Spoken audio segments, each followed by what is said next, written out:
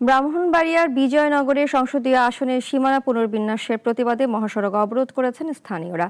এতে ঢাকা-সিলেট মহাসড়কের উভয় পাশে দীর্ঘ যানজট তৈরি হয়।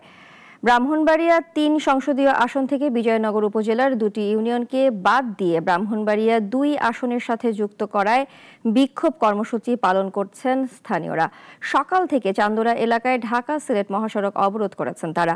স্থানীয়রা জানান, স্বাধীনতার পর থেকে তিতাস পূর্বাঞ্চলের 10টি ইউনিয়নকে নিয়ে বিভিন্নভাবে অবহেলিত করে রাখা হয়। এখনও বিজয়নগর উপজেলাকে দ্বিখণ্ডিত করার চক্রান্ত চলছে। আগের আসন বহাল রাখার দাবি জানান বিক্ষুব্ধরা। আমরা সব সময় সুসংগঠিত ছিলাম। কিছু দালাল এবং কুচক্রী মহল আমাদের আন্তরিকতা এবং আমাদেরকে বিভক্তি করতে চাই। আমরা এটা কোনোভাবে মানতে রাজি না। কোনো দোকানপাট চলবে না, রেলপথ চলবে না, নৌপথ চলবে না।